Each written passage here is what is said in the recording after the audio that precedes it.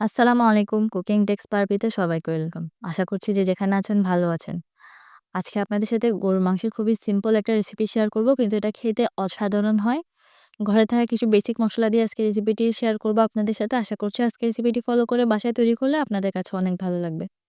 প্রথমে এখানে আমি প্রায় ২ কেজির মতো গরুর মাংস নিয়েছি। এখানে হাড় চর্বি সহ গরুর মাংস আমি ব্যবহার করেছি। এখন চুলায় একটি প্যান বসিয়ে আমি দিয়ে দিচ্ছি এখানে ৩ টেবিল চামচের মতো সরিষার তেল। এখানে দিয়ে দিচ্ছি আমি আস্ত গরম মসলা, দারচিনি, এলাচ এবং লবঙ্গ। দিয়ে মসলাগুলো খানিকক্ষণ তেলের সাথে ভেজে নিচ্ছি যাতে খুব সুন্দর একটা ফ্লেভার বের হয়। এখন এখানে আমি এড করে দিচ্ছি পেঁয়াজ কুচি। এখানে আমি প্রায় ২ কাপের মতো পেঁয়াজ ব্যবহার করেছি। পেঁয়াজটা কিছুক্ষণ ভেজে হালকা ব্রাউন কালার হয়ে আসলে এখানে আমি একে, একে বাকি মসলাগুলো ব্যবহার করব। যখন পেঁয়াজটা এরকম হালকা ব্রাউন কালার চলে এসেছে এখানে আমি দিয়ে দিচ্ছি ৩ টেবিল চামচের মতো আদা বাটা এবং ৩ টেবিল চামচ রসুন বাটা। আদা এবং রসুনটাকে তেলের সাথে কিছুক্ষণ ফ্রাই করে নিচ্ছি যাতে কাঁচা যে মসলার গন্ধটা আছে সেটা চলে যায়। এখন এখানে আমি এড করে দিচ্ছি সামান্য পরিমাণ পানি, যাতে মসলাগুলো খুব বেশি পুড়ে না যায়।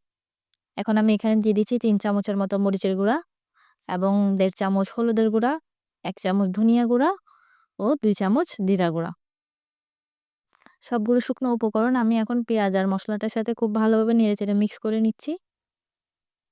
এই পর্যায়ে আমি দিয়ে দিচ্ছি আরও ১/২ কাপ পানি।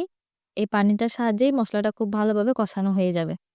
যেকোনো রান্নার ক্ষেত্রে মসলা কষানোটা খুব বেশি প্রয়োজন। এতে এই মসলা কষানোর উপর রান্নার টেস্ট এবং কালারটা নির্ভর করে। এখানে এড করে দিচ্ছি আমি স্বাদ অনুযায়ী লবণ। দিয়ে আবারও কিছুক্ষণ নেড়েচেড়ে ঢাকনা দিয়ে ঢেকে এটাকে ১০ মিনিটের মতো কষিয়ে নিব, যাতে এর উপরে তেল ভেসে আসে। তেল ভেসে আসার পর এখানে আমি এখন এড করে দিচ্ছি গরুর মাংসগুলো। গরুর মাংস দিয়ে আমি খুব ভালোভাবে নেড়েচেড়ে এগুলোকে মিক্স করে নিব। গরুর মাংস রান্নাতে খুব বেশি মসলা বা খুব বেশি সময়ের প্রয়োজন হয় না। আপনি যদি একবার মসলা কষিয়ে মাংসগুলোকে চুলায় বসিয়ে দেন, তারপর এটা নিজে নিজেই বেশ ভালোভাবেই হতে থাকে। এখন ঢাকনা দিয়ে ঢেকে এটাকে হাই হিটে রান্না করে নিব ১০ থেকে ১২ মিনিট। এই পর্যায়ে আমি এখানে একটা গরম মসলা তৈরি করে নিচ্ছি। দেখতেই পাচ্ছেন কালো গোলমরিচ, শাহি জিরা, স্টার অনিয়ন্স এবং জয়িত্রী দিয়ে।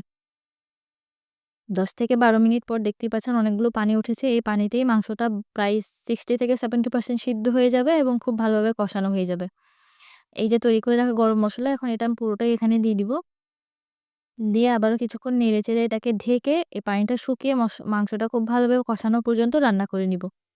এই ক্ষেত্রে আমার প্রায় ৩০ থেকে ৪০ মিনিট লেগেছে এবং মাঝখানে, মাঝখানে আমি এটাকে নেড়ে উল্টিয়ে দিয়েছি। এই তো দেখতেই পাচ্ছেন কত সুন্দর একটা কালার এসেছে। আমার মাংসটা প্রপারলি কষানো শেষ। এখানে আমি এড করে দিব ঝোলের জন্য পানি। এখানে আমি প্রায় ১.৫ কাপের মতো গরম পানি এড করেছি। রান্নার ক্ষেত্রে অবশ্যই গরম পানি দিতে হবে। রান্নার মাঝখানে যদি আপনি ঠান্ডা পানি দেন গরুর মাংসগুলো একদম শক্ত হয়ে যাবে এবং খেতেও ভালো লাগবে না। এখন এটাকে আমি ঢাকনা দিয়ে ঢেকে রান্না করে নিব আরও ৩০ মিনিটের মতো। ৩০ মিনিট পর দেখতেই পাচ্ছেন আমাদের মাংস প্রায় রান্না শেষ। এখানে এখন আমি দিয়ে দিচ্ছি রসুনের কোয়া। এখানে আমি প্রায় ২ টা রসুন ছিলে এখানে কোয়া, কোয়া করে দিয়ে দিয়েছি। দিয়ে দিচ্ছি কয়েকটা আস্ত কাঁচামরিচ।